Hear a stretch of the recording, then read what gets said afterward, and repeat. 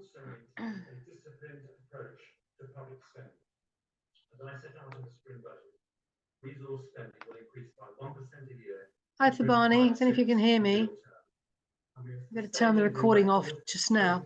I'm just trying to find an agenda. Have you got one for this?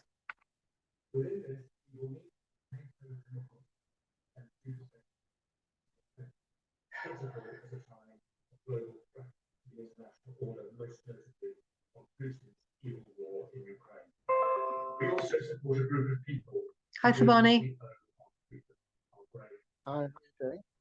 Hiya. Do you have an agenda for this? I'm just trying to find one on the thing now. Can you turn the recording off and we can start it again when we actually start the meeting in 10 minutes?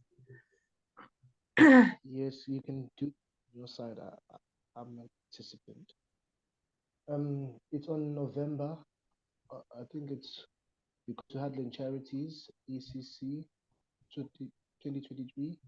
Okay, I'm just going there now. Hang on. Charities, ECEC 23, November, agenda. There's a PDF there as well. I'm not sure. I think you might have got it. Can't hear you very well. You can hear me. I can hear you now. I'm just saying there's a PDF there as well. I think you're the one who put it there. I'm not sure. Yeah, I can't remember what it is now. Have a look in a minute. Okay, so I found that. Let me just come back onto Zoom and then I can share screen. We're still recording. Do you want to just turn it off? Just got to remember to turn it back on again.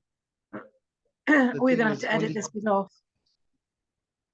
Only you can turn it on your side since I'm just a participant. Oh, okay. Yeah, you're the host. Which I can't do when I'm sharing screen.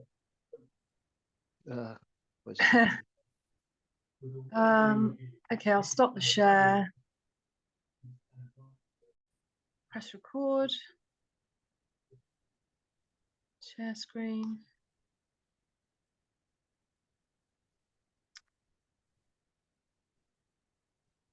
Right, can you see that all right? Yeah. Right. We've definitely got the times right for Elisabeth, have we, the Barney?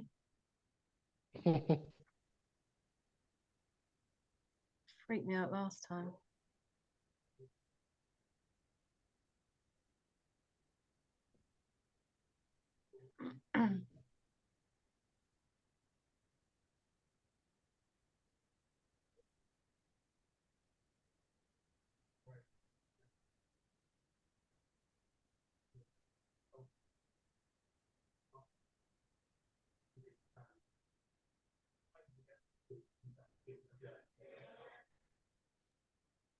She's here. Did you say she's here? Yeah. That's great. I can't see her. I'm assuming she's. Oh, there we go. Hi, Elisabeth. Hello. Welcome on. It's a very quiet meeting so far. I don't know if it's because everybody's listening to the budget. Oh gosh, yeah. But don't let that worry you, because we'll record it anyway so that we can be able to share it beyond. We don't have any minutes to change because our minutes are not generally, it's more of a presentation thing anyway than minutes. But yes, the recording button is on though, just waiting. Sam's going to just come back in a second, join us. Sam's been involved. Sam's ex-Royal ex-hospital, ex-NHS. Okay. So that's why it's been very useful to involve Sam with the potential washable nappy project with the hospital. Brilliant. Here we go. Oh, Andrew's on as well. Hi. Hi, Andrew. Welcome to the call. I know I was optional, wasn't I? You are indeed, and I know the budget's on right now. Yeah. So I'm multitasking. you're listening into that at the same time, aren't you? Yes. Yeah. Okay, that's absolutely no trouble. Okay, so welcome to Elisabeth. Thank you very much for coming. We've got Andrew's FD, we've got Sam, CEO, and who else have we got? Kelly, who's training. And so far, it's a really, really quiet meeting. How many, is it an Eventbrite invite for Barney? Yeah, no, the invite has been sent to everyone who registered. I think there's about 18 minimum. It should 18. be at least, yeah, 18 people who confirmed. So, Oh, okay. Well, we can give them 1 or 2 minutes. Elizabeth, do you have a PowerPoint that you want to share? Because we could do that while we're waiting, kind of get ourselves lined up for that. Let me see if I can. You're now the co-host, so you'll be able to share whatever you wanted to. Is there any, would it be worth messaging all the people who've signed up just to remind them? It would. So Barney, can you get onto that, please? Find out what's going on. Because it's very suspicious that these are mostly everybody's internal so far.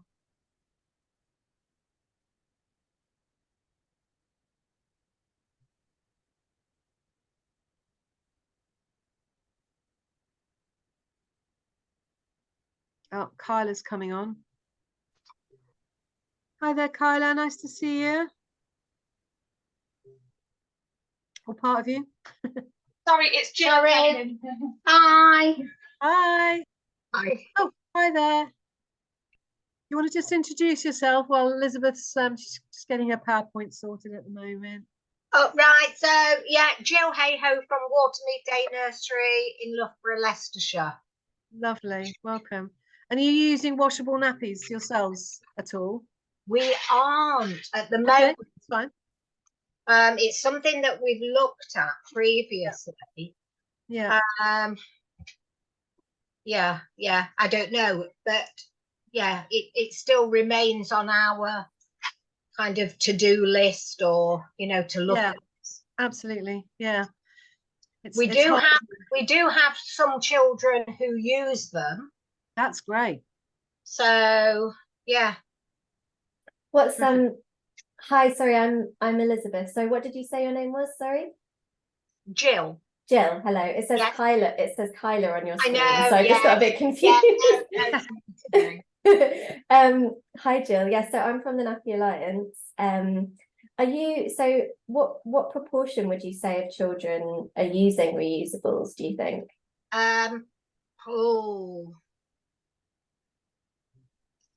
Single figures. Mhm. Single figures of children. Mhm. It's difficult to put a percentage on, but I think, to my knowledge, I think we have 4 of our babies Mhm. that And that's use out them. of, and that's out of how many?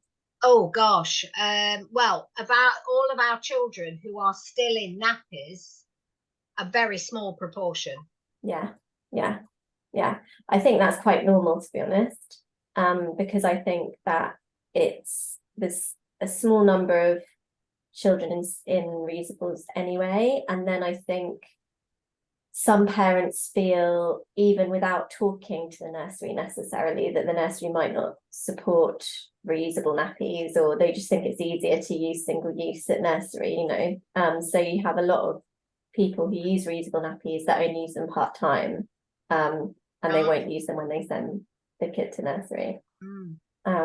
Are you a standalone nursery, or are you part of the chain? No, we're a standalone nursery. Mm-hmm. So we average about 110 children a day. Wow. Yeah, that's a good size. You happen to know what the average age is that your children come out of nappies, are potty trained? Well, between 2 and 3. Okay, that's pretty good then, if all your preschoolers are out of nappies. Generally. Yeah. And yes, sort of an incentive is our forest school. Yeah. We have an on-site forest school experience, but also because of where we're located, our children cross the lane onto a dirt track and they're straight down into the woods. But we do say that children need to be toilet trained because they go off to the woods for the day. Yeah. Although children with SEN, etc., we make exceptions. We make exceptions for. Yeah. So that's a bit of an incentive for, Yeah, that you know, sounds good. yeah. And do you use a particular potty training system? No, we're very much guided by our parents, really, in terms of how and when, you know, whatever approach, you know, sort of like they prefer. Oh, right. We can't always accommodate everybody's preference, but we do try to work with the parents so that what's happening at home is happening at the nursery, and so that there's continuity, you know, for the child. Sure. You don't get blocked by health visitors saying, "Oh, don't worry, they'll be potty trained before they go to school." Because we've had some. No. Yours are quite supportive of a a reasonable age potty training and not 4. No. Much earlier, much earlier. Between 2 and 3 seems fine. That's about what it used to be, isn't it? Yes. Just we're noticing some parents really not that phased, and if their children are 3 and still not potty trained, they're not bothered. Whereas actually they should be a bit bothered. Yeah. Okay. Are we doing intros and then me kicking off, or is there anything else you wanted to do, Cheryl? Yeah, we could certainly do a few more intros. We've got Alexandra, I've noticed, just come on from Tinkers and Tribe. Is that right, Alexandra? Yes, Cheryl. Hi. Hello. Hi. Where are you from? Where's Tinkers and Tribe? I have 3 settings in Kent. So 2 near Sevenoaks, 1 in Tunbridge in Kent. And I think a few of my practitioners are on or just logging on at the moment. So there'll be a few of us, I think. Excellent. Okie dokie. And are you using reusable washable nappies at No, we're not yet. We have we've moved to biodegradable. We have had the discussion with parents, with a team, and it's definitely something that we want to look at. It's just space systems, upskilling everyone, but yeah, definitely open to learning more about it for sure. Brilliant, good. I'm sure Elisabeth will be able to give you lots of guidance there. Thank you. Yeah, well, so I'm Elisabeth. I'm from the Nappy Alliance. And shall I just kick off, Cheryl? Yes, that's fine. Janet's on as well. I don't know if you know Janet. She's from the NCFE, so there's the training organisation that's training many of our early years people. Hi, Janet. Hi, hello. Sorry. Thank you to whoever sent the link ahead as well. That's great because I wasn't able to get on. Great to. Fantastic. Okay, well, and the rest are mostly TOPS and Aspire people, Elisabeth. So it's all yours. Okay. Well, thank you so much, particularly to Cheryl, obviously, for inviting me to speak, and to you all for being here. So I'm Elisabeth. I am the coordinator of the Nappy Alliance, and we are the trade association for the reusable nappy sector in the UK. So our membership includes manufacturers and retailers of reusable nappies, and we also work very closely with volunteers who run nappy libraries and councils who run incentive schemes, and also have been collaborating and sort of staying in the loop with Cheryl for a long time on the work that she does. As part of being the Nappy Alliance, I also co-chair an EU task force on nappies, which is NGO-led and is part of the Breakthrough from Plastic and Zero Waste Europe coalition. And I mean, it's fair to say, I think, that even though modern reusables have been around for a while, they're still quite niche. As Jill was saying earlier, you will see kind of kids maybe in the single digits coming into nurseries in reusable nappies. But this presentation is all about why, particularly from a sustainability perspective, there are other reasons to switch to reusables, and we can talk a bit more about those as well if people are interested. But this presentation is particularly about why, from a sustainability perspective, reusables are clearly a better choice, and what some kind of information about what this could mean for nurseries in terms of transitioning And then also some stuff that's kind of going on in the wider kind of world and policy landscape.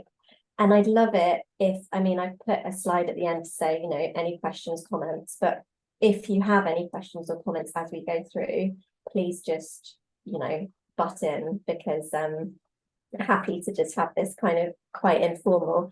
And I'm also going to be making an appeal to you guys as well, because we know a lot about nappies, but we don't know as much as we want to know about nurseries. And obviously, in terms of figuring out what would be the benefits and the barriers for nurseries in transitioning to reusable nappies.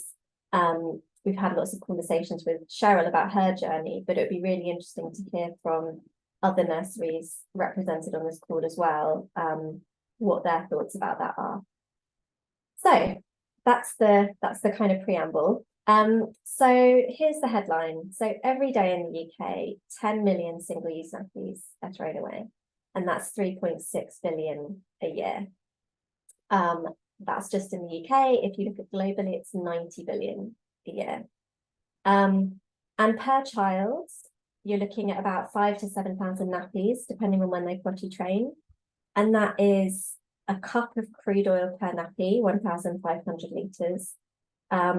It's half a tree, and it's the equivalent of throwing away 16 plastic bags a day.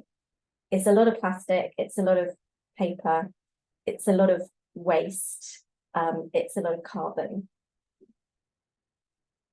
Reusable nappies, on the other hand, use 98% fewer raw materials.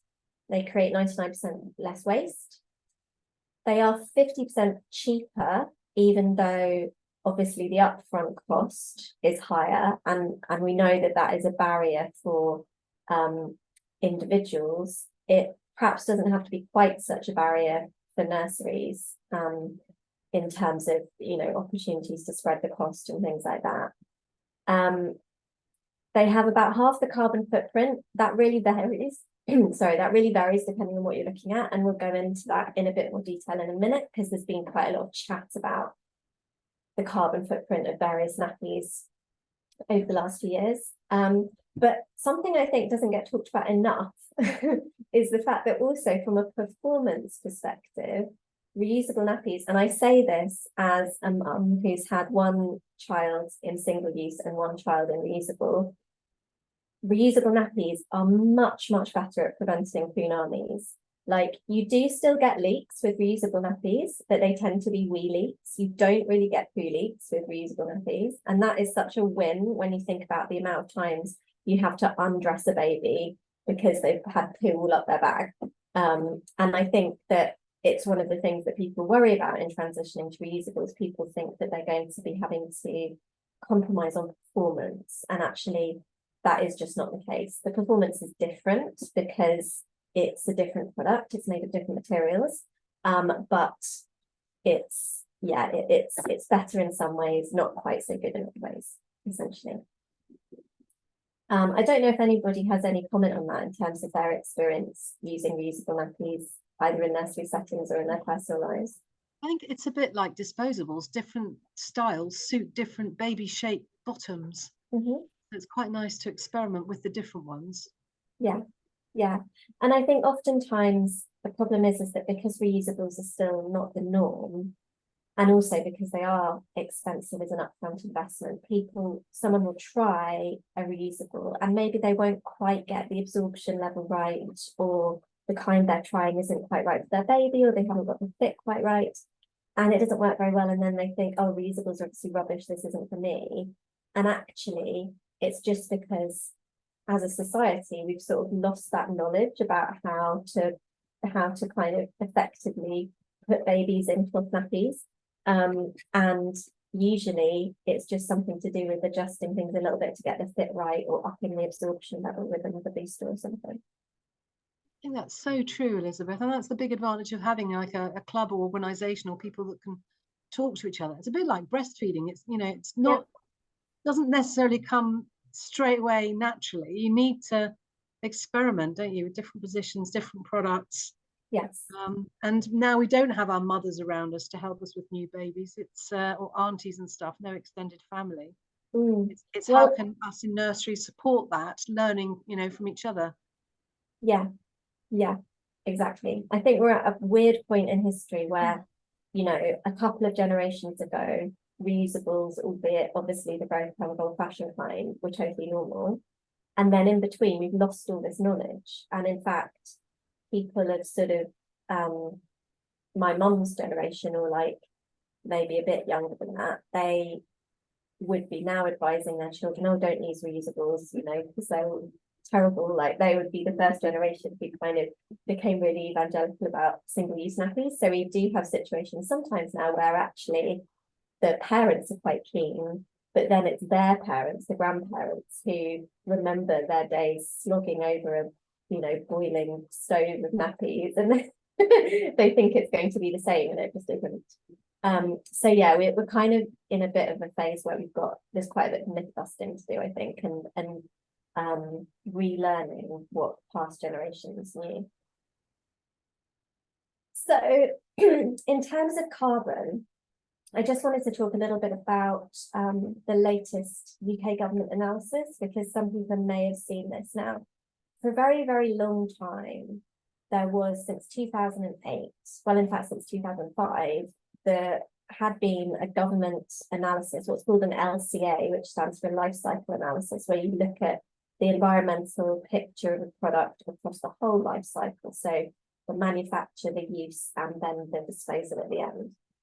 And these old LCAs had found that because of the carbon footprint of the washing and drying phase for reusable nappies, that actually when you looked at it in the whole, there wasn't much of a difference in CO2 terms between single-use nappies and reusable nappies. Now, those initial studies we think were flawed for various reasons. They made quite a few odd assumptions about how people were caring for their reusable nappies. They even have things in there about people ironing nappies, which is just weird, like no one does that. And so for many years at the Nappy Alliance, we were trying to get the government to do a new LCA, because even though this was just the UK government analysis, it really did affect the conversation internationally about nappies, and it caused a lot of confusion. So the government finally did do a new analysis, and it found that reusable nappies have a 25% lower carbon footprint across the full life cycle. When you look at the total population of babies in nappies, that equates to about 3,000 trips to the moon. So it's not an insignificant amount of carbon. The other really key thing is that 85% of the carbon footprint of reusable nappies is in the hands of the users, and that's because that 85% represents the use phase, so the washing and the drying. So if you're washing in a really energy efficient way and you're line drying, that carbon footprint is going to be reduced even more. And I also wanted to say that the LCA didn't just look at CO2 impact, it looked at 18 different impact categories. And interestingly, reusables came out as worse in 11 of those. However, the majority of those were down to the electricity use for washing and drying, and the scenarios and assumptions that the LCA made about the amount of electricity used for that phase.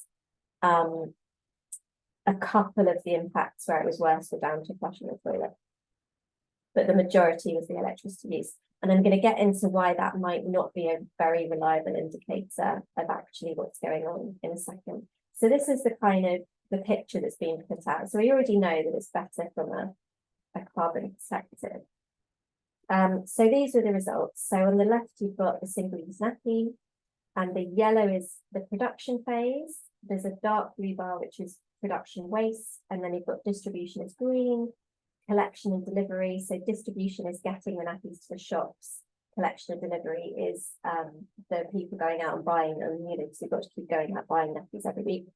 And then the blue is the end of life, so going to an incineration or landfill. So this was the overall finding from the government analysis. However, even though this was published in 2023, they used UK energy grid figures from 2020. they assumed that reusable nappies were just used on one child and then that was their end of life, when in fact, in reality, we know that reusable nappies last much longer than just one child. And they also assumed that the age of potty training and the rate of potty training hadn't changed since 2004, and that all children are out of nappies by 2.5 years. Now we know that that is not the case either. So when you adjust for some things, so what if you look at the carbon footprint of the two systems for a family with 2 children? So this is actually a more representative idea of what the carbon footprint would be, because the average family in the UK has 2 children. If they're going to use reusable nappies, they would be able to reuse the majority of those nappies on their second child. So when you do that, actually you have quite a lot lower of the carbon footprint, a 39% lower carbon footprint as opposed to 25%. So this is assuming that they're able to reuse 70% of the nappies and they buy 30% new, which is quite a conservative assumption. But this uses all of the same other assumptions as the LCA. Then how about if you look at it, but you actually use the most up-to-date figures for the energy mix of the UK grid. So as we know, the UK grid is decarbonising, and this means that more and more of the energy that we use is actually coming from renewable sources. So when you do that, when you look at the energy grid figures for 2022, you see that in fact the carbon footprint is 49% less, in fact, about half that. So this is a more representative analysis of the situation now for family in the UK, considering whether or not to use reusable nappies. Because this assumes up-to-date grid figures, and this also assumes that they're going to use some of their nappies second-hand or on a second child. However, there's 4.5 million households at the moment in the UK that use a 100% renewable energy tariff. And we know as well that the UK government has it backed into law that the grid needs to be fully decarbonised by 2035, which is only in 12 years' time, shockingly enough. So what happens to that carbon footprint for a family at the moment who has signed up to a 100% renewable energy tariff? So in that situation, the carbon footprint of reusable nappies is 93% lower than single use. And so this is what it would be now for a family using green energy, or I guess for a business using green energy.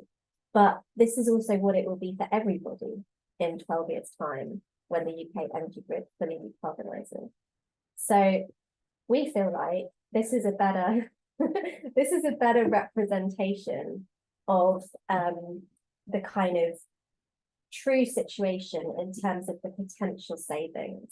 Because when you look at what's going to happen over time, so we have actual data from 2020 and 2022, and the grey bars are a single-use nappy system, the carbon footprint of that, and then the bar for reusable systems is split into 2 parts. So the blue bit is all the bit that we're assuming doesn't change, which is to do with the production and the end of life. The orange bit, that 85%, that's the energy being used for washing and drying.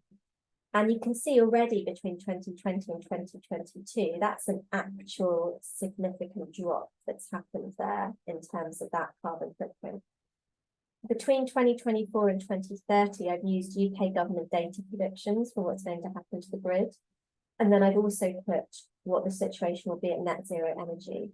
The reason why that orange block doesn't completely disappear is that people will still be washing nappies and may still be using tumble dryers, and you have to account for the embodied energy in the machine, because purchasing an item like that or using it, that accounts for a certain amount of carbon. But you can see that actually in terms of making policy decisions, which is what this report was all about, this is clearly pointing the government in the direction that if they want to go for a lower carbon system, they should be encouraging people to use reusable nappies. I can see there's a few things in the chat. Sorry, I didn't have that up. Yes, you're right. We need to look at the barriers. Yeah, you're right, Jill. And you know, why is it that people aren't starting using them? And we can talk a bit more about that in a minute. Does anybody have any questions about the carbon information that I've presented and the government LCA? I appreciate it's a little bit technical and maybe more information than people wanted. I do have a comment, Elizabeth, and that Oh is, yes, Sam. Yeah. have you accounted for the fact that you'll use up to a third more reusable nappies than disposable ones, which has great benefits because it helps with potty training significantly, probably reduces the time that they're in nappies for a third, but certainly does have an impact in terms of the carbon footprint? Yeah, so it's an interesting one. So this is just using the LCA data, and there is some data in that we would argue about, and one of those things is the number of changes. So they have assumed, like you just said, that if you're using a reusable system, you will change the nappy more frequently than if you're using a single-use system. So that is reflected in this data. However, we at the Nappy Alliance, and you might expect that we would say this, we're not sure that this is the case. And I think often when people are changing more often, it's maybe because either the boosting isn't as much as it should be, or that actually people are leaving single-use nappies on for too long. But we're really relying on anecdotal evidence for that. And so if you guys have any sort of concrete data on it, I would be really interested to see that, and it would be really interesting to like properly test it at some point, because the way that the consultants got the data for the LCA is that they asked the single-use companies how many times a day they thought people would change nappies, and then they asked the reusable nappy companies, and they didn't then cross-check and say, you know, well, what's this? So it's not like they were doing any studies or anything. I think we could probably generate some data on that with our laundry hub, because what we do is collect the nappy data in our system for the children who are in nappies, and then we use that to estimate how many reusable nappies we will need. And then we discovered we needed to purchase more because the nappy changes had gone up. Yeah, yeah. However, the nappy data in our system is not always very accurate, so I wouldn't rely on it yet, but we could probably pilot a good system to get accurate information. But I'd want to be really sure that our nappy data was accurate, and there's not an incentive to have it accurate at the moment because it's just recording changes. If you see what I mean. Yeah, exactly. Yeah, well, it would be one really style of nappy too. Yes, well, that's the thing. I mean, because you're using the little lamb bamboo, right, aren't you? Is that right? Yeah, little lamb bamboo with a plastic wrap. Yes, yeah. So it would be interesting to see. I mean, it's bound to differ on the kind of nappy, like comparing a little lamb bamboo nappy with, like, for example, like a microfiber nappy like the Bambino Mio Solo. That would, you would need to be changing the Mio Solo more often because it's a microfiber and that doesn't absorb as much. But it might be that the bamboo nappy that you're using could do with a boost. But yeah, anyway. But essentially, this data that you're seeing here does assume more changes in reusable nappies. And does it assume that children will be out of nappies earlier because it's so much easier? No. So that would have a big impact, wouldn't it? Yes. Well, and I mean, so this data is all based on the idea that all children are out of nappies by 2.5, and that some children are out of nappies earlier than 2.5. So this is not, it gets quite confusing because sometimes people want to look at this carbon footprint and say, oh, this is the carbon footprint for one child who's out of nappies at 2.5. Actually, it isn't. The carbon footprint of a child who's out of nappies at 2.5 would be higher than this. And that's because the data they've included includes all those children who are out of nappies before 2.5. So the way they do that to calculate it at a system level is they look at what is the proportion of children who are out of nappies in each age band, and then they reduce that from the total. So, so not only does it not account for the many, many children that we know actually stay in nappies beyond 2.5, but it also, to the kind of casual observer, makes the kind of average, if you want, carbon and environmental footprint of a child in nappies look less than it would be. And yes, you're quite right, it completely misses the question of, will children potty train earlier in reusables than single use, which again, we have lots of anecdotal evidence that that is the case, but we would love some better hard data on that. Does anybody else have any questions on this carbon side of things in the LCA? Nope. Okay, great. Sorry to have got a bit techy. So eco-disposables. Now I know Alexandra mentioned that they'd moved to biodegradable nappies earlier. So I hope that this section doesn't like crush you too much. and absolutely willing to like have a conversation about this and take questions, I think.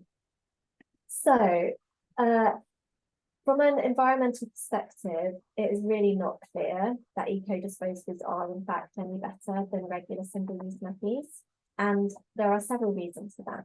So firstly, if you look at the waste hierarchy, so this is a tool that policymakers use to decide essentially the most desirable places to put their energy in terms of policy making. So you have reduction at the top. So for nappies, that would be earlier potty training. So using fewer nappies in total. You've got reuse, so that's reusable nappies. You've got recycle, we'll get into that in a bit. Recover, that's where you incinerate and you reclaim the energy back. And again, I'll talk about that in a bit. And then you've got landfill or incineration. The problem is that, and I've picked Kit and Pin here, but I'm not particularly picking on them. This could be any eco-disposable. Because they all go into the regular waste stream, these nappies will be going to landfill and incineration or energy from waste, just like regular nappies. And what that means is, so I just thought it was quite interesting because a lot of people still think that most stuff is landfilled. Obviously, these figures apply to the overall mix. Clearly in nurseries, you'll mostly be getting collections of like yellow bags, right, which will be going to incineration. But for people's household waste, this is kind of a breakdown. So across Germany, the UK and France, you can see the vast majority nowadays is being incinerated. But regardless of whether stuff is going to landfill or incineration, unfortunately, it is not going to be able to biodegrade. So in landfill, there is no oxygen, which means stuff can't biodegrade. And things will biodegrade very slowly, which means that they reduce methane, which is a really potent greenhouse gas. So landfill is responsible for about 11% of global methane emissions, and methane is about 80 times more harmful than carbon dioxide. And then, of course, with incineration, obviously, if something's being burned, it's not getting a chance to biodegrade either. It generates CO2, creates local air pollution, and there's also a social justice element to this, because we know that incineration plants are far more likely to be built in poorer areas than they are richer ones, right? So it's poorer people who are suffering the effects of poor air quality. Energy from waste. So I mentioned this on the slide with the waste hierarchy. This is something that sometimes gets said, and councils unfortunately get sold this a lot by development companies that want to get money from them to build energy from waste plants. They will say, oh, it's great, you can make energy from stuff that you are burning, so it's better. But actually, incineration is really dirty, and when coal is phased out in the UK, which is going to be quite soon, energy from waste is going to be the dirtiest form of electricity production that we have. And the other thing about incinerators that most people don't realise is that they require constant feeding. The way that they run means that they're basically always on. They require constant feeding of material. And councils, when they build them, have pretty much always entered into these contracts where they have to keep these plants running for a certain number of years in order to basically pay back their investment. And so what this means is around 60% of waste that goes to incinerators could actually be recycled. But because councils are forced to keep like feeding the beast, essentially, they end up sending stuff there that doesn't need to go there because actually they're not produced, you know, councils are producing less and less and less waste that needs to go to incineration. So energy from waste is a really insidious piece of greenwashing, unfortunately. And then, so just to dive into a bit of the misleading terminology that some of these eco-disposable companies use. So there was a report out a couple of years ago by ECOS, which is the Environmental Coalition on Standards. So they're a European NGO that looks at standards, essentially. And they compared 6 different kinds of single-use plastic products, so like bottles and coffee cups and stuff, and nappies was one of those. And they found that nappies had the greatest number of vague claims. So you'll see all sorts of claims made on kind of eco-disposables. But some of the most common are biodegradable, compostable, and plant-based. So as I just mentioned, in terms of the landfill and incineration, nothing biodegrades in landfill or incineration. And biodegradable, that's kind of really, it does mean something, but in terms of advertising, it's really just a marketing phrase. There is no accepted standard for what that means. Compostable. So this gets a bit more complicated, but there is no 100% compostable nappy on the market as yet anywhere in the world because the sticky tabs and the film around the outside is always non-compostable. You can't compost the dirty nappies, so you can only compost the wet ones. And because the whole thing isn't compostable, you have to pull the middle bit out of the nappy before you can compost it. If you are home composting, you would need a hot composter, which is like a special kind of composter. And if you're wanting your local council to compost, they'll only be able to do that in specific industrial facilities. You can't just put it in with your food waste or your other composting. That won't work. And hot composting, I mean, they're quite expensive. Some people might have them, but I would venture that if you have your own baby, and I mean, you know, also like if you're running a nursery, like even if it's just for one baby, the volume of nappies you're going to be generating is going to overwhelm a hot composting system pretty quickly.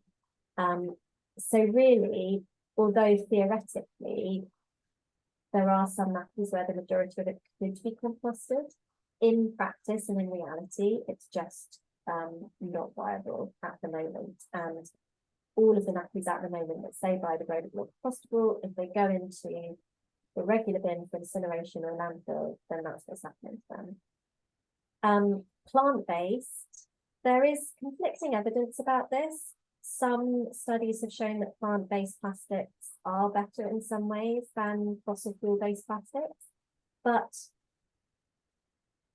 it still is something you need to grow on the land, which means that, like all agriculture, it's driving climate change and habitat loss.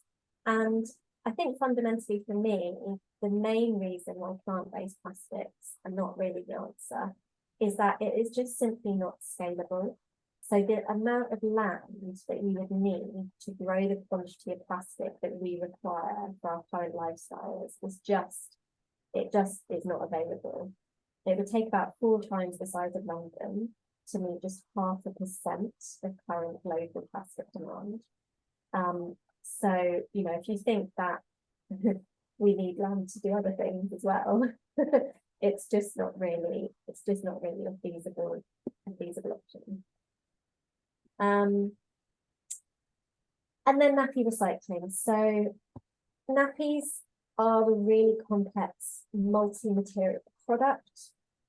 There's usually about 4 or 5 different plastic polymers in them. and as well as wood pulp and adhesives and obviously human waste. And what that means is it's very difficult to recycle them and it's expensive. So you will have heard probably of nappy recycling plants. So there's one in Wales called Nappy Cycle. Procter & Gamble run one in northern Italy, which I tend to think is just a PR exercise. And both of those plants are recycling about 30% of what they recover, and that's because what that is the not plastic bit of the nappy. So they're recycling the wood pulp. And what's happening to the plastic at the moment is one of two things. It's either sitting in a warehouse waiting for someone to invent a solution, or it's being cleaned and shredded, and then it's going into something like building material, cement, which is obviously better than going into landfill, but it's not recycling, it's downcycling. That is not keeping resources in a loop in a way that recycling should do. So nappy recycling isn't going to happen. And ultimately, a single-use nappy will never solve the climate and ecological crisis. Does anybody have any questions about that section? And I'm conscious that I will say in terms of eco-disposable nappies that there could be other reasons for choosing them. You know, a lot of eco-disposables also talk about the fact that they use fewer chemicals. You know, they might be fragrance-free, non-chlorine bleached, pulp and all the rest of it. And I think, you know, if you're somebody who's worried about those things and particularly worried about sensitivity of your baby's skin, then those could be good reasons for choosing those products. But from a kind of purely environmental perspective, they're not better, I would say. So that's the kind of what's wrong with single-use nappies bit and all the kind of techie environmental stuff. I just wanted to sort of kind of look a little bit about what this means for early years settings in terms of the impact in terms of waste and stuff, and then talk a little bit about some of the initiatives that I'm working on, which is stuff also that I've been talking with Cheryl about, and kind of have a bit of a conversation with you all about potentially what we could do. And you may contest this as well, right? So I've made some assumptions here based on data that I've got from things like government statistics and stuff. But you know, I'm very happy to be corrected. But I have read that the average size nursery in the UK at the moment is about 50 children, and I'm assuming about 50% in nappies. So if you think there's going to be more or less than that, then you can adjust these figures up or down. The average amount of time a 0 to 4-year-old spends in childcare is about 24 hours a week. And I think about 3 changes a day in a nursery setting. So this equates to per year for one nursery, 11,700 nappies, 3,900 nappy bags, assuming you only use a nappy bag every 3rd change, for only the pre ones, but maybe you don't, maybe use them for every change. And 35,000 wet wipes, assuming 2.5 wipes per change, plus a half a wipe extra for, like, you know, if you're doing faces after meals and stuff like that. Like, I'm sure wet wipes get used a lot more in nursery settings than just for bums. So that equates to 2,500 kilograms of waste for one nursery, which is the same as the weights of 5 polar bears. Dun, dun, dun. And it is also equivalent to a huge amount of plastic. So it's looking at something like, if the number's going to come up, yeah, the equivalent to throwing away 338,000 plastic bags a year. And I think I've translated it into plastic bags because there's been a lot of chat. Well, you know, a few years ago, there was a lot of chat about plastic bags, and I think none of us like throwing plastic bags away anymore. And we've all got very used to using sort of reusable alternatives. So that is the impact for a single nursery. Obviously, if you're looking across multiple nurseries, you can multiply that. If you've got more children in your setting, you can multiply that. So I just want to talk a little bit about a project that one of our member companies, Bambino Mio, has been working on. And full disclosure, so I coordinate the Nappy Alliance, but I also, with my other hat on, am the head of purpose at Bambino Mio. So I represent all of our members, but I tend to know more about what's going on at Bambino Mio because I also do stuff for them too. So we are looking at how we know that from an environmental perspective, it makes sense for nurseries to switch to reusable nappies. But we also know that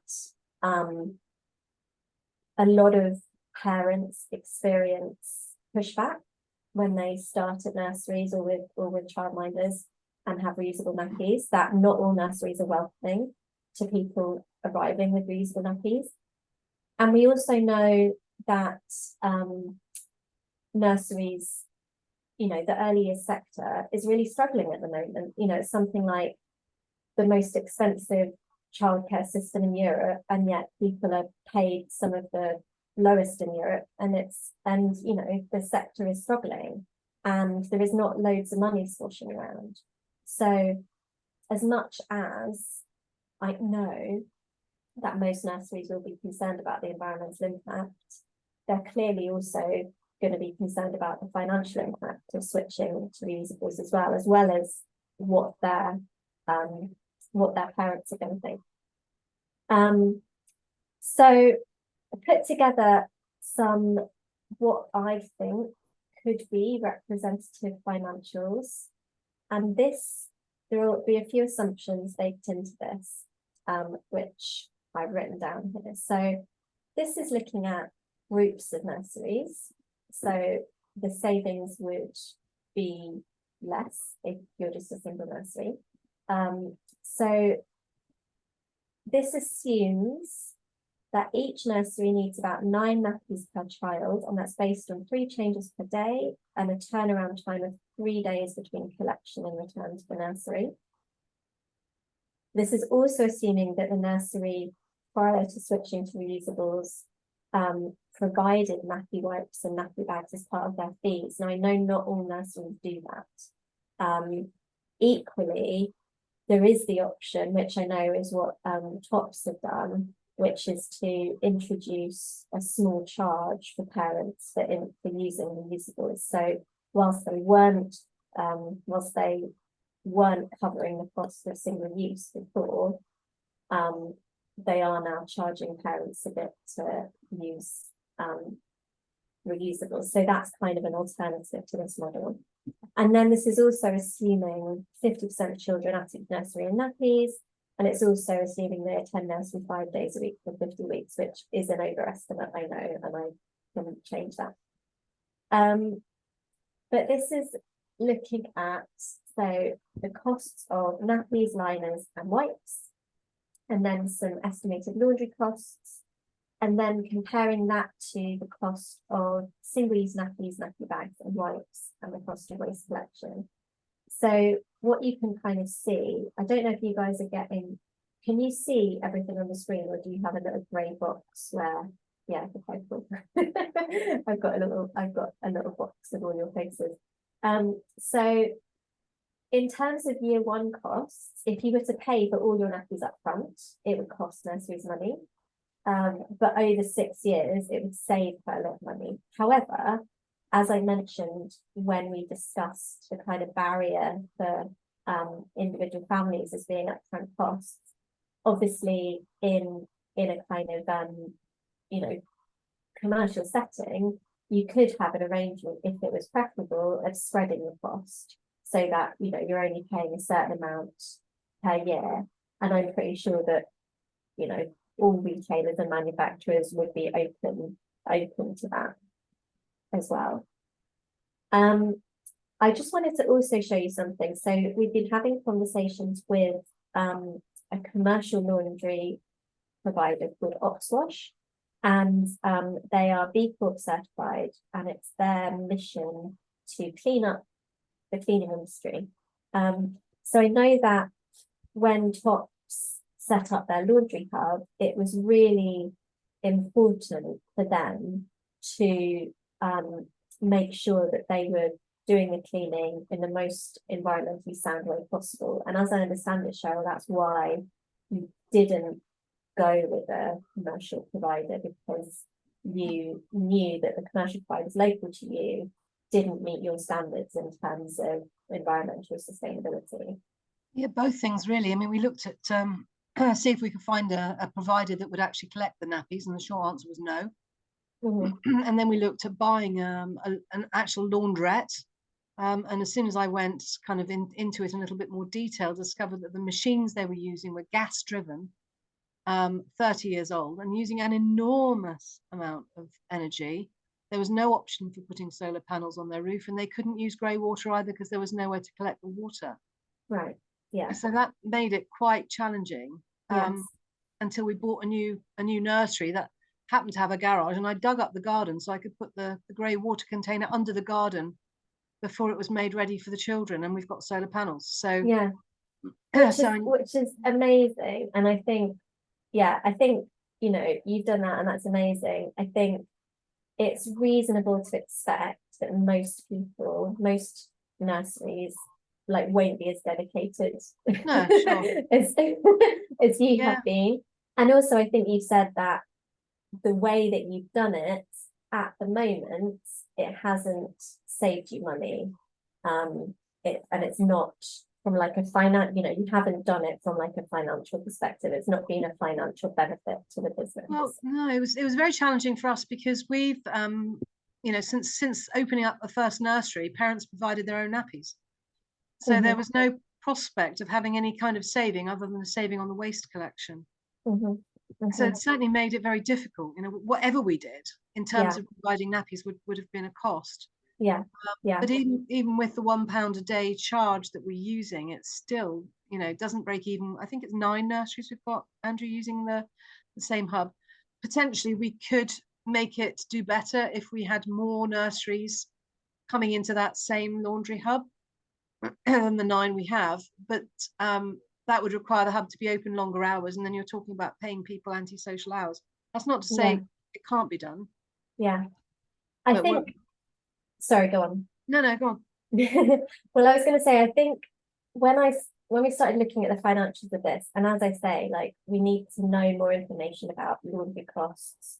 We need to know more information about how much nurseries are spending on things like nappies and wipes and nappy bags, and I know not all nurseries do buy those in. But when we started looking at it, it became clear that finding the right commercial partner for the laundry is going to be really key, because this all revolves around volumes. If you can get the volume right, both in terms of you know, if you're a chain of nurseries and you're going to be looking to buy a whole bunch of nappies, then you'll be able to negotiate with the manufacturer of those nappies like a fairly substantial discount, because you're buying a whole bunch of them. So that's one way in which volume plays into it. But also, even if you're just an individual nursery, if you are hooking into a laundry system that's already established and your nappies are just part of like bigger volumes of nappies that they're getting, then they're going to be able to offer you a much lower price. Whereas if it's just a handful of nurseries and they're not set up to do nappies and they've never done nappies before, then they're either going to say, like they did to you, Cheryl, no, we don't want to do that, or they're going to charge you a lot of money. And I think finding a commercial laundry provider that is up for doing it, it will always end up being cheaper than having to set up your own thing yourself, because of course you've had all the capital costs, and you know, you've had to learn a lot of stuff about how to run a laundry. Like, you didn't want to run a laundry, you just you wanted to run a nursery. I enjoy running a laundry as long as I don't have to do the handling.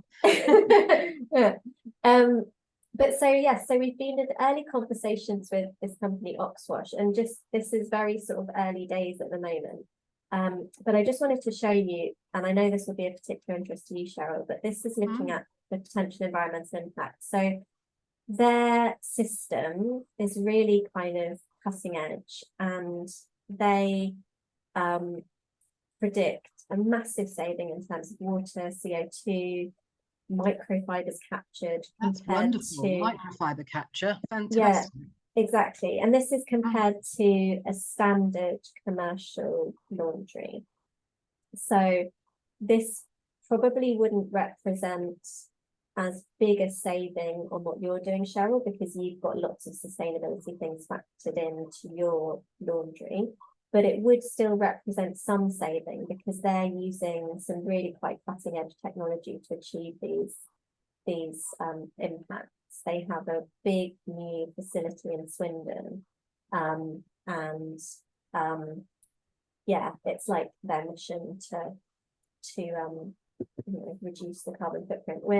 We're in early day conversations with them, but my ideal situation initially would be to work on a pilot project with a few nurseries where we could partner with Oxbosh and test what works, what is going to work from the nursery's perspective. There's bound to be barriers that we haven't thought of. I know a lot of nurseries really struggle with storage space, for example. So does that present a difficulty in terms of keeping all the reusable nappies? What's the kind of impact on parents? Like, what feedback do they give? That kind of thing. And how does it work operating with an external company as opposed to using your own in-house company like you're doing, Cheryl? Like, what are the advantages and disadvantages? That's kind of where we're at the moment, is can we get to the point where we can set up a pilot project with a few nurseries to test a bunch of this stuff, and create something that's not only better from an environmental perspective, but also like really financially viable for nurseries as well. And for us as an industry that's, it's like a lot of behavior change things. We have had there has been a growth in the reusable nappy sector over the past few years, but it's been small. And we're not at that tipping point yet. And, with a lot of things where, there'll be a few people using things, the early adopters, and then suddenly it tips and all of a sudden everybody's using a tote bag, or everybody's using, everyone's doing recycling, or everyone's, using a reusable water bottle. And those tips happen because people see other people doing it. And so nurseries are a really, really important part of this ecosystem for parents that gives them behavioral signals of what is normal, what is socially normal. And it also means that they will have, because alongside figuring out the logistics of this, there would obviously also be training for nursery staff on how to use reusable nappies so they can feel really confident with them. And then you're in a position where parents who might be thinking about using reusables at home, they can ask staff at nursery, and they will feel like they have people there who they already trust and know that they can talk to about it. So the impact, we believe, of nurseries transitioning to reusable nappies would not just be the actual concrete impact of the reduction in carbon and the reduction in waste from those specific nappies, but there will also be a knock-on impact in terms of influencing parents. And I mean, I think that's something that you've seen, haven't you, Cheryl, that where you have an enthusiastic manager of the nursery that's using reusables, you've seen quite a lot of parents switch to using reusables as well. That's partly also why we gave, and we still give out, a pack of reusable nappies to every new mother that works for us and father, so that they can try them at home on their own children, and then that gives them the knowledge and the experience of what's worked for them and what hasn't worked for them. Yeah. So and then they've got the confidence. It makes an enormous difference if the key worker says, oh yeah, that's not a problem, this is how you do that. And then when mum says, oh, it, it leaks here, it's, oh yeah, well, this is what you do and that'll sort that. And, where you go. So I think it's tremendously influential to have people in a nursery that can advise parents, as it is with every other aspect of childcare development. But just going back to this model, I see why he's put savings compared to a diesel car trip. And I'm not quite sure why he's putting that in, and I don't understand where the figures come from. And is there any allowance in there for transporting the nappies backwards and forwards to the nurseries? So the way they work is they have hubs, and then within cities they use something like, so for example in Cambridge we have something called, what's it called, Zedify or something. I might be getting the name totally wrong, but anyway, it's like an electric cargo bike thing, and it's got like it's kind of like an electric bike, but it's got a big van thing in the back. And so there's like a hub, an Oxwash hub on the outskirts of Cambridge, and then all these little bikes head off to where they need to go. Oh, that's so cool. Electric bikes, that's great. Yeah, it's really cool. It's really cool. Yeah. But yeah, I can get more information on this slide for you, Cheryl, because I knew that you'd want to get into the detail. Well, I do, but also, Andrew's messaged me. Andrew's our FD, and he's a super whiz with figures and how they come. So he's on the call, and he really wants to understand some of this. So I'm just popping him into your email address. Okay, cool. I just wanted as well to flag up something else that Cheryl and I have been involved in recently, because it ties very much into this idea I was just talking about in terms of testing a pilot, which is that in the Netherlands, where they're very advanced and doing things much better than we are here in many ways, the government has started what they're calling a circular diaper project, and they've actually put a number on it. They want to reduce waste and carbon emissions caused by nappies by 20% by 2027. So this is the only national government that I'm aware of in the world that has set targets for reductions in single-use nappy usage. So Cheryl and I were at this meeting in Amsterdam a couple of weeks ago. It was really really positive meeting. There was about 60 people there from across Europe, but quite a large cohort from the UK. And one of the key ideas that came out was this idea of working with nurseries to support them to transition to using reusable nappies, that this would not only have a massive impact on itself, but as I said earlier, would also be one of these kind of really key levers for influencing the general public to switch to reusables as well. So I'm really keen to know how we could potentially work together on that, if anybody is interested in it. And I'm aware we haven't kind of got into discussing like the barriers, lots of stuff I'm sure that's on your minds, but I'd really love to just have a chat and any questions and comments essentially anyone has. But yes, that's my presentation. Fantastic. Thank you so much, Elizabeth. That was brilliant. And yeah, we're in for this project, and we've started talking to the NHS, because obviously in the hospitals they are exclusively using one-use stuff.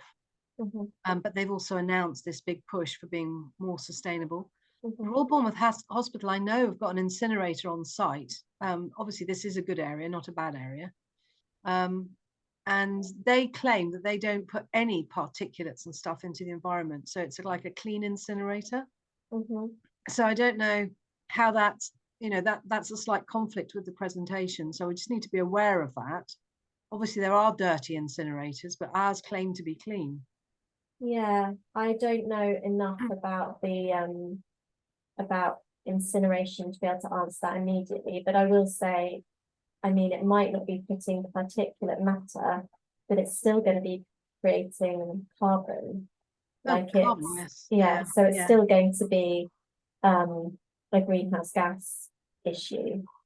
But yeah, it might not be a local air pollution issue. That's possible. They said not that, because there was a huge stink about it when they applied for planning a number of years ago, and Yeah.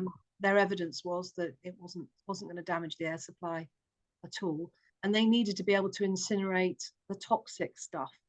Yeah. You know, I think it raises the issues of when you've got nappies of a child that's actually got some nasty virus or bacteria, that poo that goes into landfill is a very, very dangerous thing. Whereas at least if it's incinerated, it's not quite so bad. Whereas at least we flush it down the toilet, you think actually it's going to be treated, and we all thought it was being treated, but apparently not. As soon as it rains, they dump it on our beach. Thanks very much. Yes. Sidebar. Yeah, it's you know, as someone that likes to be in the sea, it's that's not been helpful. And No. nor has the huge hikes in electricity. Even if you do have solar panels, you still have to pay the massive charge, you know, that we're having to pay for fossil fuels, because the government does split the cost of green energy from fossil fuel energy, even though I'm told green energy is now much cheaper to produce. So, you know, there's a whole big government thing there as well, isn't there, to make the transition. Yes, agreed. Does anybody have any? I'd really love to know what people think, because we've been talking about the environmental side and then some potential kind of financial ramifications. There are obviously, you know, potentially other kind of barriers and benefits to nurseries transitioning to use reusable nappies. And I just wondered if anybody would be up for offering any insights on that, or if there's any comments or thoughts on that.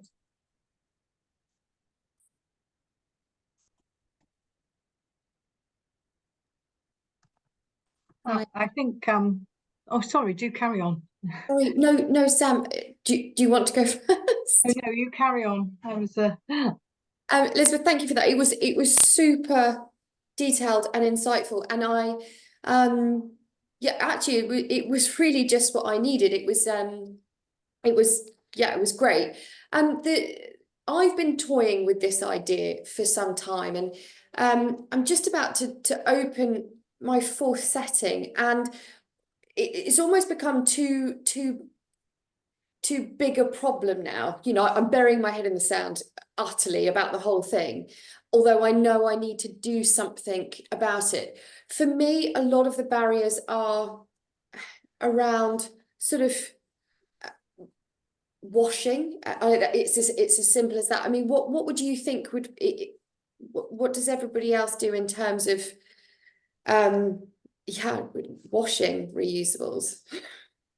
So are you thinking, would you be thinking, because at Tops they've built this laundry hub that serves about 9 of their nurseries, but I'm talking about potentially a partnership with an external laundry provider, so they would collect the laundry. Are you feeling just kind of confused about the whole thing, or were you thinking about one option or the other? Yeah, absolutely. Well, I was looking into having a unit on site, a sort of a laundry, a small laundry unit on site, which just seems like a huge headache. We would definitely be keen to look into a pilot scheme, but what would that look like in terms of collection and cost, and how far away would the laundry be in terms of, you know, a carbon footprint to transport the dirty laundry?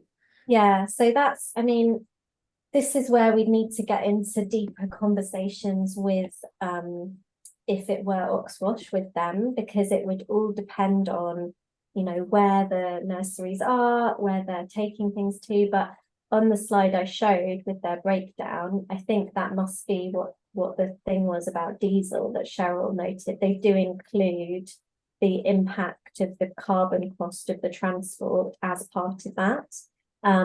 So because this operation that they have in Swindon is so like cutting edge, it's still environmentally better to transport the nappies like a fair way than it would be to just get them washed down the road. So I'm pretty sure that's all been taken into consideration, but it would obviously need to be calculated depending on where the exact nurseries were and what the route was and stuff. They are just in Swindon, aren't they? So Mhm, mhm, Wiltshire. So for Mhm. example, we've got Salisbury Nursery that might be, might be within their range. mhm, mhm. And it might well be that people have a combination of solutions here. Yes, exactly. I mean, it would be really interesting to try a different number of approaches, because I think, it's going to be different strokes for different folks, isn't it? Like some nurseries, like Tops, are going to be so motivated by the environmental side that they will not want to, you want the best, don't you, Sharon? You don't want to get your nappies washed by a company that doesn't live up to your standards environmentally. I'm not actually a perfectionist. It might sound like I am, and this was a wonderful opportunity at this one particular nursery. But don't forget, I've got 20 nurseries. They're using disposables. So we're a long way off being perfect. But we did, our very first pilot nursery was a standalone nursery. And all we did was put an extra washing machine in and a sluice into where the baby's nappies are changed, because you have to sluice off the nappies before you wash them, don't you? You've got to get the poo off them and down the toilet.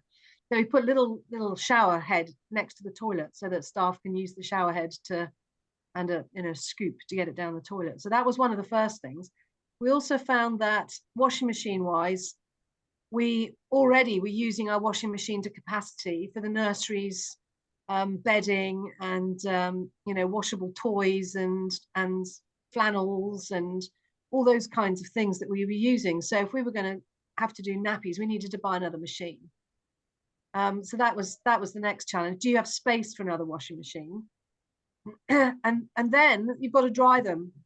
So it's all very well to hang them outside in the summer, but in the winter that's not going to work. And you don't really want nappies drying all over the building overnight either, because that's a bit of a hassle first thing in the morning. It also takes time to hang them all up. So we tried the Scandinavian cabinets, which is how they dry all their stuff in Scandinavia. It's not a tumble dryer. It means the nappies last a lot longer. But it takes time, because you've got to hang every single nappy up individually into the cabinet, and then it takes 90 minutes or something to dry. You can't put the cabinet outside in the garage in the winter because it doesn't work very effectively. It's got to be in an ambiently warm temperature for the thing to work. So there are quite some challenges on space and people. Because our nursery staff don't have time, if they're in ratio, to be looking after babies and loading up washing machines, making up nappy shapes, taking them out washing machines, hanging them up on dryers, hanging up all the flannels and stuff. You can't do it in ratio, so it's got to be an extra member of staff. And then how many hours does that person needs to be? Because it's not constant work if there's just one nursery, is it? You'll be loading up the washing machine, which will take you 5 minutes, and then you can go back into doing something else. And then an hour later, you come back and you do another 5 minutes. So that's why we came up with the idea of doing, lots of nurseries into one hub. But some nurseries continue to just do it in-house and have the same person that serves up lunches and stuff as an extra pair of hands, that kind of housekeeper role. If you've got somebody that does lunch cover, helps serve the food up, that kind of stuff. You could even potentially use someone without particularly strong literacy, numeracy, communication skills. And that's a really good opportunity, but it's not everybody that wants to spend their days, taking poo off nappies and putting them in washing machines.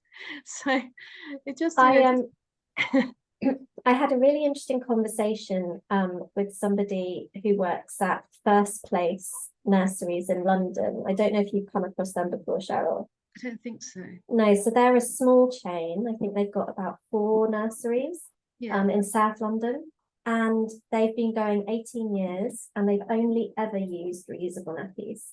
And they also use Little Lamb, which I think that possibly that model of a fitted nappy, a shaped nappy with a wrap, is probably a better answer for nurseries than a birth to potty or something like that, because where you're a kind of an individual parent that wants to get something for their baby, a birth to potty might be a good solution because you've only got to buy one set of nappies. But in a nursery, you're going to have to buy tons of nappies anyway. So you might as well not be having to faff around with loads of poppers to change the size of it all the time. It needs to be easy and quick. Have something that's easy and quick. So, but the way they do it, Alexandra, is that they do have an extra washing machine per nursery, and they have somebody who that's their job. I think they might have like 1 or 2 people who like do all the nurseries, but they also do tumble dry them. They don't exclusively tumble dry them, but they do use a tumble dryer, and that's just how they manage it. And so that, again, you know, that's another model. And I think, having chatted through with you, Cheryl, and with them, I think the drying thing is probably one of the bigger barriers. I think people worry a lot about washing, but actually, you know, most nurseries will, you know, washing is like, it's a thing that you can potentially do, whereas the drying, it takes up loads of space, and it takes quite a lot of time. So I think that's something where it's probably either tumble drying or having some kind of dedicated facility. Like, I don't think it's going to be feasible, like you said, Cheryl, to, you know, just be having stuff hanging all over all over the place. But I can On your space. yeah. But yeah, Alexandra, I can certainly put you in touch with First Place if you'd be interested to talk to them as well about how they do it. That would be wonderful. Thank you. Yes, please. Yeah, we could perhaps get their details up onto the website as well, if First Place don't mind. Yeah. And there's that nursery near Brighton as well that do them, but they use the laundrette. Okay. So I think having as many different models as you know, as possible is really helpful. And I mean, we have just decided we're going to have to do a 6-minute tumble dry anyway as part of our process, because of it killing the bed bugs. Oh, really? But yeah. So, but we think 6 minutes is a lot less damaging than, you know, an hour. Oh yeah. Oh yeah. A lot less. Yeah. Yeah. So that's and having the right chemicals is a lot of the process as well. You've got to make sure that you kill which bugs is it, Sam? You have them on top of your head, don't you? Not E. coli. I do. It's because I did used to run laundries when I was in a care home. So Cheryl and I have been a very fortunate partnership with the laundry hub. Yeah, I mean, there's 2 types of sort of nappy processing. There's noxious waste, which is the nasty, smelly bit, which has one particular laundry standard. And then there's clinical waste, which you wouldn't think would apply to nappies, but when children are vaccinated, as Cheryl says, that can pass through into the nappy and turn it into clinical waste. So you do need to be careful how you process them, and you have to use commercial standards, really. I just want to say we haven't got bed bugs, and we haven't. We don't want to either. Bed bugs. It's I'm a health and safety person, so it's always the theoretical risks that I worry about. And the tumble drying gets rid of absolutely everything. You're absolutely safe if you have those 6 minutes. So with reluctance, especially as we're looking at promoting the system into the NHS, who do have, you know, those commercial standards for laundry in place, we thought we have to introduce that. So but yes, there are some health and safety things you need to consider if you're doing it in the nursery, but actually they sound a lot worse than they are. And you know, when you put them in place, they're kind of they're common sense plus. You know, it's not like having a laundry at home. It is different because it's communal, but most of our practices reduce the risk to nearly nothing, and the tumble drying reduces it to nothing. So in that respect, it's an easier sell with the tumble drying in there, even though it's only a theoretical risk that you're getting rid of. But I think Cheryl and I had a good chat about it, and with bed bugs being sweeping across Europe, it might be a question that parents ask. And tumble drying is the only way to deal with any infestation. Have you had what have been, I mean, I know I've spoken to you about this before, Cheryl, but have you had any particularly negative reactions from any parents about the scheme? Yeah, we've had them both ways. You know, some parents have been very eco and very enthusiastic, and that's wonderful. Some parents have said basically, you know, over my dead body almost, I don't want my child sharing nappies with another child. It's like sharing underwear. You wouldn't expect me to do that, would you? How much is it going to cost me? I can't afford anything at the moment. And they've all got different answers and different options, but certainly where we've had a few parents who've been adamant they don't want to share in the nursery nappies, that's fine, they can provide their own. And potentially use you know, the nappy banks, secondhand nappies. You know, we're very keen to promote passing on, you know, nappies in that way so that they permanently belong to somebody. Some parents really want the designer nappies. You know, they want their babies to look really cool in trendy nappies. And so we have a lot of parents that bring their child in their own nappies and take them home again in a wet bag at the end of the day, which is great. I'm all for that. Very It's not one interesting. model. But I think I've dealt with a couple of parents who've been quoting that government study. So that's really interesting. And I responded to it by saying, well, that's, you know, we've got an eco-friendly laundry, so those stats don't apply. So I accidentally got exactly the right answer. But I was definitely copying down your stats. It's really helpful. Thank you. No, you're welcome. There's something that came to mind. Oh yeah, I was thinking, because so the kids come in the morning and a lot of them will be wearing a single-use nappy, and then at their first change, take that off, you put a reusable on. You currently, am I right in thinking you currently dispose of that nappy at the nursery? But did you ever think, well, if you had a kid who so like at my nursery, for example, my baby goes in reusable nappies and they send the reusable nappies home to me, as I would expect. Exactly, we do the same. Is there a situation where it's reversed, so that if you're using reusables at the nursery, if you send your child in single use, you get the single use sent back with you, so that the nursery, because one of the, you know, I mean, partly it's making a statement, right, to say, you know, this is your responsibility, but it's also the fact that if you didn't have that kind of residual one nappy per child per day, you probably wouldn't need to have the yellow bag collection, and then that would be quite a money saving as well. Yeah, that was certainly my favoured option, but my team were not happy with that idea. Oh, really? Because it's not great service to a parent. You know, here's your child and here's your bag of wet and dirty nappies, by the way. It's not, you know, when you're considering what these parents are paying us every day, that's not great. And the other thing is, if you do that, those nappies then go into general waste. Whereas at least, and probably as a landfill, whereas at least if it goes into our yellow bins, they are incinerated. I know that's not great, but it's better than landfill. I would check that out though, because I was chatting with someone at Dorset Council and some people from BCP not that long ago, and they both said that most of their stuff is incinerated now. So it might be that general waste is mostly going to incineration anyway. In which case you don't feel so bad about sending it back. So we'll see, you know, and I certainly wouldn't want them fly tipping on the way home and things like that. It's pretty grim, but I don't know. I think it's one of those things where if you force people to do stuff, you know, you end up with a lot of resistance. So I'm trying to give both staff and parents options and sell them, you know, what we think is the best option, rather than say, right, this is what you will do. And it's a journey. You know, you can't go from all disposables to all washables overnight. And the other thing is, it's not just nappies that go in the yellow bins. We've also got women on site. So a lot of those women are also using one-use sanitary products. So they go in the yellow. So we've got to have a yellow bin anyway.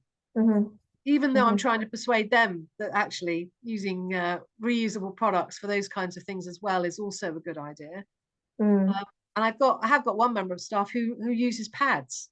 So they're also, you know, an issue. How do we dispose of those? Because at the moment there don't seem to be effective pads for adults, which I'd also like to see, you know, happening. So there's a long way to go, but at least we're starting. We're trying. I'm aware of the time, but I've just put my email address in the chat. So if Jill or Alexandra, you want to get in touch and follow up on anything, please do. And, you know, I mean, I'm sure I can get your contact details from Cheryl as well. But yes, if there's anything, any information that you want or any conversations you want to follow up on, and Cheryl, I know we're gonna keep talking about how we can get this pilot off the ground and collaborate with the Dutch government on their schemes. I'm very excited about it. You know, if it means we can build some more washable hubs somewhere, not just for nappies, but for pads for the NHS, it could make a massive difference, really huge. Yeah. So Yeah. it's very exciting. Yeah, it is. And I really feel like it's a transformation that actually, in the scheme of all of the things that need to change in society, this is a small thing, but it's actually a very achievable thing. And we know what we need to do. And it's almost like the puzzle is really just getting all of the partners in place. And, you know, so it's a coordination job, I think, more than anything else. So, yeah, I'm really excited about it. And I feel like it's really doable. So, yes, love to chat further to you, Alexandra, and you, Jill, about, you know, this if you're interested. And thank you, Cheryl, for inviting me. No, it's my pleasure. Thank you very much for coming. And I'm looking forward to kind of two strands really going forward. One on the trying to wash the nappies and reuse them the most effective way we can. And the other is to get children out of their nappies when they're 2, not when they're 3 or 4. And tracking that data, because we're being told that children are now over 4 before they're out of nappies when they go to school. And that's quite shocking, really. Yeah, it is shocking. My youngest is 19 months and I am going to be potty training him before Christmas. Good luck. So we'll see how that goes. But I am assured that, like, you know, if I'm ready, then he's ready. So we'll see how that goes. Who knows? Yeah, especially little boys tend to be a little bit slower than the girls. Yeah, but he's been sitting on a potty for quite a long time. That's the trick, isn't it? Put them on a potty before their bath every day, and it's no big deal. Exactly. Yeah, he pretty much always does his morning poo in the potty. So perfect. We're kind of, you know, we're on the way, and he quite likes the potty still. He, you know, isn't cross about it. So fantastic. Well done. I'm hoping we keep it like that. Yeah. Good luck. Super. Thank you all very, very much. Yep, we're up to time, and this is recorded, so you'll be able to listen to it later as well. Thanks very much. Thank you. Thank you. Take care. Bye. Thank you. Bye. Bye.